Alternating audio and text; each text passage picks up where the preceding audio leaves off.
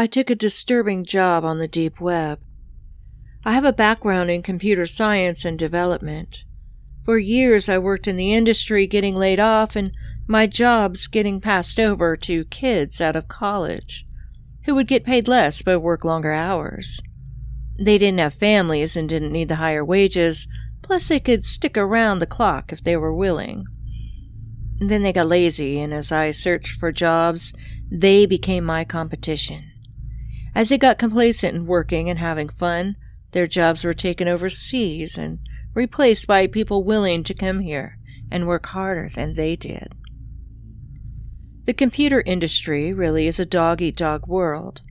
I noticed while watching late-night TV, they will promise you anything to get you into one of those computer IT trade colleges. Perhaps some people do land jobs from there, but I can tell you that companies will lay you off in a heartbeat if you aren't part of their in-crowd, or if you are older, wiser, and more experienced. They don't really care about experience any longer, just how much they can get out of a person and how willing a person is to give up their sense of morality to stand up with today's society. At this point in life, I was almost willing to take any job. I didn't want to get COVID, so I didn't take a tech support job sitting next to another person who could get me sick. I didn't want to fix computers around the office because, again, I didn't want to get sick. I applied for dozens of programming jobs at home, but none of them were paying decent, had any benefits, or if they did, the jobs were snatched up so fast that I couldn't compete. I did this day after day, searching through want ads in the paper, classifieds on the computer, going to headhunters, querying job boards, you name it. No one wanted to hire me. Then I saw it. The job was perfect. The hours were late. Check. I needed to have a clean background. Check. I needed to be a licensed driver with a decent running car. Check and checkmate. The job said to text this number, and it would come back with questions, so I started a new Google account and grabbed a Google Voice number. Then I texted the number and some generic questions came back right away. Do you have time to answer some questions? I answered yes. Good. What is your name? I paused. Did I want to give some stranger my name? Bob Jones. So I lied. Hello, Bob. Are you over 21? Yes. Can you drive? Yes. Do you own a car? Yes. Can you pass a background check? Okay. This is where the problem lies. I didn't give them my real name, but I answered yes anyway. Good. Click here to start a live chat session with a representative for a further interview. I tapped on the link and the phone forwarded me to a website that forwarded me to another website, and then another. If they were trying to hide it, they weren't doing a very good job at it. I could see the IP addresses every time the phone changed the URL. They were all IP addresses, not domain names, but it would still leave a trail. Anyone that careless doesn't really care if they are being traced, so I let it continue. Then I received another message with a physical address. I'd write it down here, but honestly, I'm afraid to. The message said to take a screenshot right then and look at the time of the appointment. If I agreed with the appointment time, then I could follow the directions on the screenshot I had made. I could either respond and choose a different time or pick that one. I picked that one. Well enough. The appointment was to be the next morning at 9 a.m. I kept all of the messages on my phone, but when I awoke the next morning, I realized they had all vanished. I was only left with the screenshot. Glad I took it. I took a shower and put on my best IT pants and dress shirt. Normally I wear jeans on the job, but some companies, especially secret ones like this, want their IT personnel to be as professional as possible. Of course, this was a driving job, but you never know when they might see something different about me in the interview on the spot. I got to the address on the paper, and instead of an office, it was a warehouse. There was a note on the door in a sealed envelope with my name on it. I opened it, and it read, Bob. Good to have you here. Good help is hard to find. I'm going to pay you $130 an hour to deliver this package. It should take you about 3 hours to get to the location printed in this envelope. When you deliver the package to the address, place it in the delivery box on the front step. You'll see it. It's a big brown box. Put the package in the box and leave. Take a picture of the box to prove you were there, and text me with your crypto address. I pay in Bitcoin, Ethereum, or Bitcoin Cash. Send me your QR code for your preferred platform, and I will immediately pay you. Do not open the box. Do not unwrap it. If you do not take this assignment, you must message me with your QR code right away, and I will pay you $50 for just showing up. But tell me immediately, because it is vital the package gets there on time. Take a picture of the QR code labeled yes if you are ready to take the job and ready to leave and deliver the package, or select no, and it will take you to a link where you can enter your info for a new code to pay you the $50. I, of course, selected the yes QR code. I'm not an idiot. Or at least I thought I wasn't. I grabbed the package. It weighed about 10 or 11 pounds. I didn't shake it, just in case there was something delicate in there, but it was so taped up that it sounded like nothing was in it anyway. For a moment I thought about the contents. What if it was a bomb, and I was carrying it in my car and it blew up? What if I was an accessory to a crime? Nah, I thought. Everything is documented here and my Bitcoin app is registered. There is no way anyone would take that chance. It took about 3 hours to get to the location. There were no cars parked in the office driveway. There was a camera with its eye on me the whole time.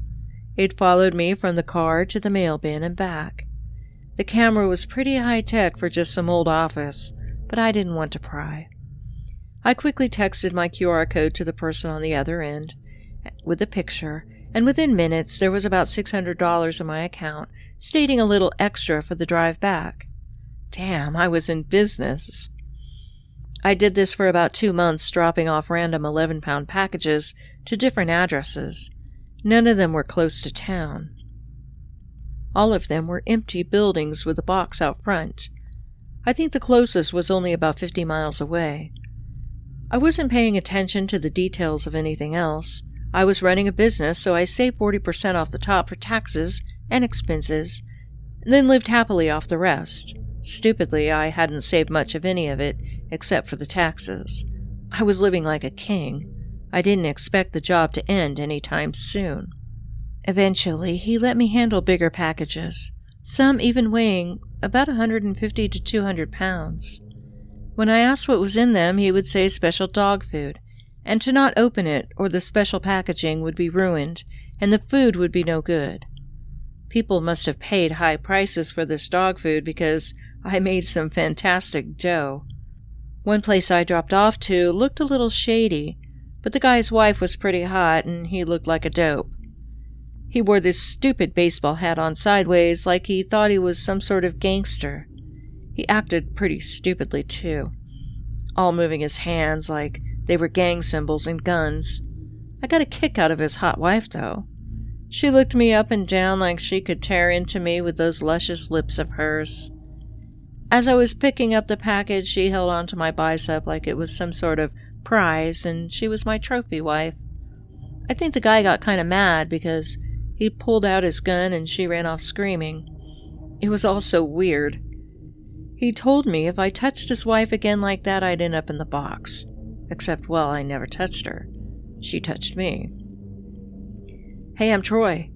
You know what's in that box? He smiled as he asked me. My boss says dog food. You must have some kind of money ordering that kind of dog food, Troy. I grumbled, putting the box down in front of him. Can you pick this up and bring it in? Yeah, I'll just feed my dogs in the driveway. No one ever comes here. You feed them all at once? I was getting a little confused. No dog would eat a box of dog food this big in one sitting. At least none that I knew of. I don't have dogs, man. I got pigs. Squee! He yelled, and 3 giant black pigs with white bands around their belly ran up. These babies were big. and I wasn't about to stick around and play. I hopped into the car and shot a pic at the box through the window. The fat pigs chased me to the end of the driveway, and then turned to go back when they heard their owner let out another squeal. They ran back. I watched him open that box. I wasn't sure what was in there, but it wasn't dog food. It was something big and white. Whatever it was, the pigs began to tear into it like rabid animals. I peeled out of the driveway and happily drove home. I went on a few more runs. Most were pretty simple. It was the 11-pound boxes again. I was more comfortable with these as they were easier to carry and no one was ever at the drop-off address. That meeting with Troy made me a little nervous. I didn't know if I was going to die or get seriously dismembered and eaten by a hog. When I told my boss about it, he said not to worry and he'd take care of the situation. The way he said it made me nervous, but hey, all of our communication had been online, so I don't even know if he knew where I lived. It was all going so well until the last run. I picked up this box, another 11-pounder. It didn't feel right, though. It didn't feel as packed as the other packages. I placed it as carefully as possible on the floor between my seat and the back seat. It was wedged in there a little so it wouldn't move around. About 30 minutes into the drive, a big husky dog jumped out in front of my car. I skidded to the side and didn't hit anything, but I knew everything in my car was shaken up. I took a look at the box and it still looked unscathed, so I got back in and kept driving. About another 20 miles later, then something wet began to soak into my shoe. "What the hell?" I shouted as I pulled off the highway and into a gas station.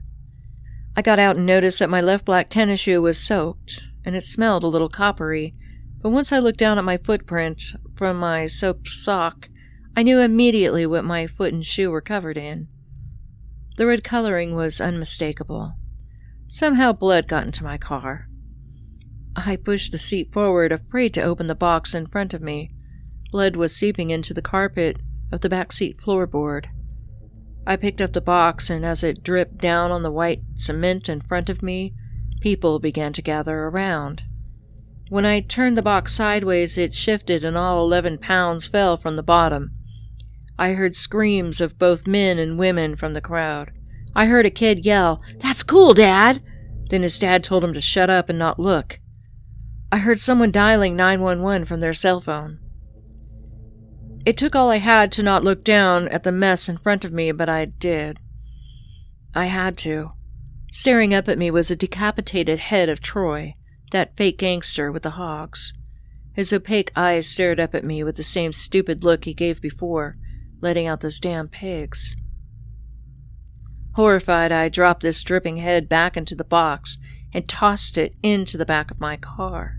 No way was I going to get into trouble for this. I peeled out of the gas station with a horde of people yelling and chasing me. Some were in shock and others were angry. I drove until I reached the address on the text.